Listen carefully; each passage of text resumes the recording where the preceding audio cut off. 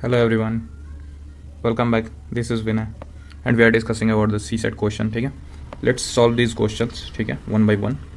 You are watching this video on YouTube channel UPSC Diary PYQ Club. Here we discuss about the PYQs of every UPSC question and as well as state PCS. ठीक है, after this you will be able to solve these question easy, very easy in the UPSC and get 2.5 marks easily. And if you do solve, you will save your time also. ठीक है, we are analysing the CSET question from 2013 to 2024 CSET prelims question. Let's solve this. This question was asked in 2023. First, let me tell you why these PYQ are important. See, in 2020, the same question was asked. Not same, but similar pattern. What is the remainder when itna is divided by 100? Similarly, they also asked in 2023. These are the multiples. And they ask what are the remainders, what is the remainder when divided by 100. ठीक है, तो let's see this. सी हमने क्या करना है अभी. And for PDF you can join this telegram channel, right. So what we need to do is कि first of all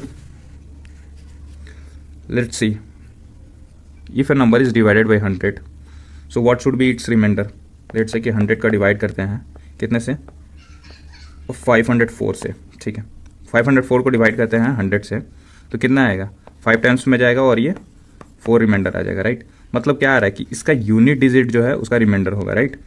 और इवन से 2 डिजिट नंबर जो है वो रिमाइंडर होंगे. ठीक है, बट यहाँ पे आप देख सकते हो कि सिर्फ सिंगल डिजिट है, तो हमें पता चल गया कि इससे कि सिर्फ इसका यूनिट डिजिट निकालेंगे तो हमें पता चल जाएगा कि वो हमारा रिमाइंडर है. ठीक है, अब देखो यहाँ से यूनिट डिजिट कैसे पता चलेगा. अगर आप किसी ऑड नंबर को, किसी भी ऑड नंबर को मल्टीप्लाई करोगे इवन से तो क्या देता है, even number. But if that number is 5, if that odd number is 5 और उसमें किसी इवन नंबर से मल्टीप्लाई करोगे तो लास्ट में तो हमेशा जीरो ही आएगा. लाइक 5 को 6 से करोगे तो 30. ठीक है, 5 को 2 से करोगे तो 10, 5 को 4 से करोगे तो 20. तो लास्ट यूनिट डिजिट जो है वो क्या आ रहा है, जीरो ही आ रहा है, राइट. तो वैसे ही अगर आप देखो 85 को जब मल्टीप्लाई करोगे किससे, 96 से, तो लास्ट डिजिट तो जीरो आया. लाइक लेट्स से कि 85 डिवाइडेड बाई 96 ये क्या दे रहा है आपका, 5 इंटू 6 जीरो आएगा. बाकी कोई भी नंबर कुछ भी हो, यूनिट डिजिट तो जीरो आया ना. अब नाउ लेट्स से कि 1 2 3 और लास्ट डिजिट जीरो आया इसको मल्टीप्लाई करने के बाद. लेट्स से, ठीक है, मान लेते हैं इसको, इसके पीछे रीज़न है.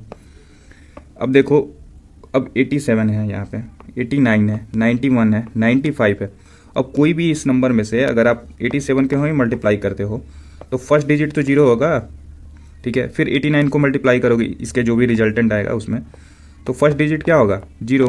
तो आपको पता चल गया ना कि यूनिट डिजिट तो हमेशा जीरो ही आएगा एक बार अगर जीरो आ गया तो.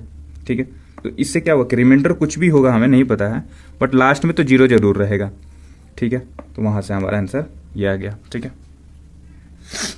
नाउ और ये सही भी है.